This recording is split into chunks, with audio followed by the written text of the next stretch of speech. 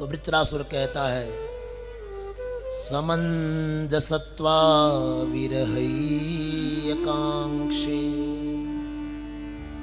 हे प्रभु मैं तो ये चाहता हूं कि आपके विरह में रोता रहूं, आपके विरह में तड़पता रहूं, आपको देखने के लिए लालायित रहूं। लेकिन एक बात समझनी होगी, देखने की लालसा तभी तक रहती है जब तक आप दिख न जाओ। अगर आपका दर्शन हो जाए तो लालसा खत्म। इसलिए वृत्रासुर कहता है कि हमको लालसा बनी रहे, इसके लिए आप हमको दर्शन भी मत देना, कभी हमको कभी आपका दर्शन भी नहीं चाहिए। हमको देखने की लालसा चाहिए, देखने की तड़प चाहिए। कैसी तड़प? अजात पक्षा इव मातरम खगा। जैसे एक छोटा बच्चा जो अभी अभी नवजात है, अभी अभी अंडे से बाहर निकला है और टुकुर टुकुर घोंसले में से अपनी गर्दन को निकाल कर ढूंढ रहा है माँ कहाँ है, उसकी माँ कहाँ है। अपनी माँ को दिन भर ढूंढता रहता है। वो माँ न जाने कहाँ कहाँ से दाने चुग कर इकट्ठा कर रही है और शाम को घोंसले में आकर उस बच्चे को वो उसका रस पिलाती है, उसका पोषण करती है। तो जैसे उस पक्षी के मन में मां से मिलने की उत्कंठा है, वो उत्कंठा प्रभु हमारे मन में हो जाए आपसे मिलने की। लेकिन इस बात को ध्यान रखना, उस नवजात पक्षी को तो अपनी मां मिल जाती है, लेकिन हमको आप कभी मिलना मत, क्योंकि आप मिल जाओगे तो उत्कंठा समाप्त हो जाएगी। तो हमको उत्कंठा चाहिए, आपसे मिलना नहीं है हमको। भगवान शंकर यही तो कहते हैं पद सरोज अनपायिनी भक्ति। हमको भक्ति चाहिए, भगवान नहीं चाहिए हमको। भगवान नहीं, हमको भक्ति चाहिए। अजात पक्षा इव मातरम खगा स्तन्नम यथा वत्सतराक्षुदार्था। और थोड़ा समझने का प्रयास कीजिए, हो सकता है आपने पक्षी की तड़प को कभी अनुभव न किया हो। एक दूसरी परिभाषा और बता रहे हैं, जैसे दोहन होती हुई दिन भर वो बछड़ा अपने खूंटे से बंधा हुआ यहां वहां उछल कूद करता है और उसकी मां गाय चरने के लिए जाती है, और बाहर चर के जब वो शाम के समय गोधुली बेला में जब वो गाय वापस घर लौटती है तो अपनी मां को देखकर कैसा उछलता है वो बछड़ा, अपनी मां का दूध पीने के लिए कैसे बिलखता है, कैसे लालायित होता है, कैसी तड़प है कि बस मां मेरे पास आ जाए। लेकिन ग्वाला बड़ा चतुर होता है, वो मां को लेके नहीं जाता उसके पास, उससे थोड़ी दूर गाय को बांधकर और फिर पहले खुद दूहता है, पहले अपने लिए दूहता है। उस समय उस बछड़ी की क्या स्थिति आप विचार करो। जिस दूध पर सर्वथा उस बछड़े का अधिकार है, उस दूध को बहते हुए देखकर उसकी क्या लालसा बढ़ती है। उसको पीने के लिए कैसे रस्सी को खींच रहा है, खूंटे को खींच रहा है। तो ठीक है, पकड़ने वाले में थोड़ा पराक्रम है, उसने उसको रोक रखा है, बाकी बछड़े को भला कोई रोक सकता है?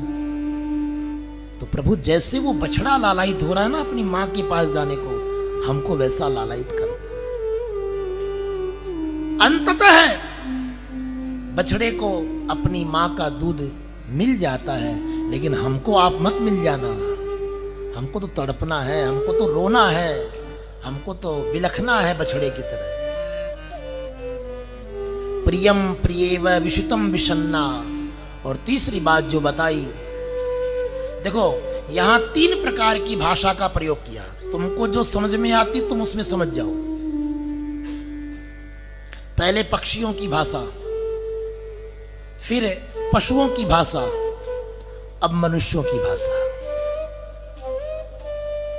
अब तो ऐसे अवसर बहुत कम देखने को मिलते हैं, लेकिन पहले गांव में रोजगार के साधन कम हुआ करते थे, तो पति परदेश कमाने के लिए जाता था और तीज त्योहार के अवसर पर उसकी पतिव्रता पत्नी प्रतीक्षा करती थी। गांव में जब कोई शहर से बस आती तो एक उत्कंठा होती, शायद इस बस में वो आए होंगे। आजकल तो सब फास्ट जमाना है, तुरंत मोबाइल में मैसेज आ जाता है। पहले कितना धैर्य था लोगों में, सोचो। एक चिट्ठी पहुंचने में 10-10 दिन लग जाते थे, कभी कभी तो वो भी नहीं पहुंच पाती थी, उलझ जाती कहीं पर, फिर भी कितना धैर्य होता। आजकल किसी को फोन करो, सामने वाला फोन न उठाए तो आदमी पागल हो जाता है। आपने मेरे फोन का रिप्लाई नहीं किया, कहां थे आप? लो,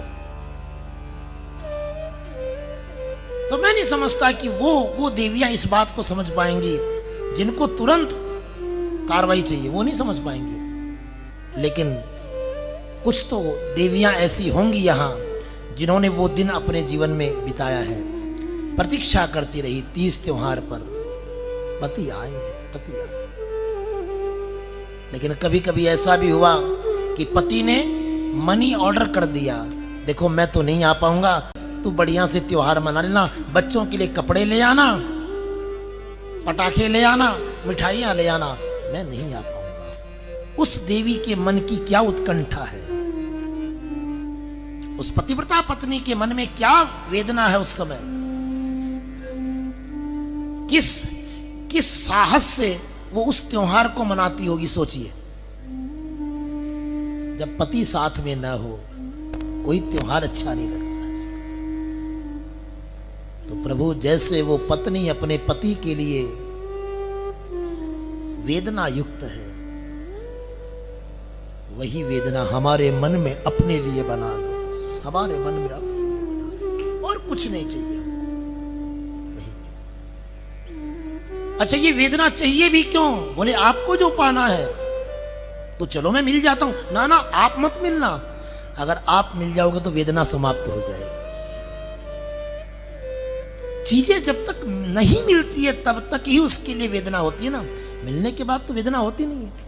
इसलिए मिलना मत आप हमको, आप तो बस तड़पाते रहना हमको, आप तो छिपते रहना हमसे। कन्हैया कन्हैया पुकारा करेंगे, लताओं में ब्रज की गुजारा करेंगे, कहीं तो मिलेंगे वो बांके बिहारी, उन्हीं के चरण चित लगाया करें।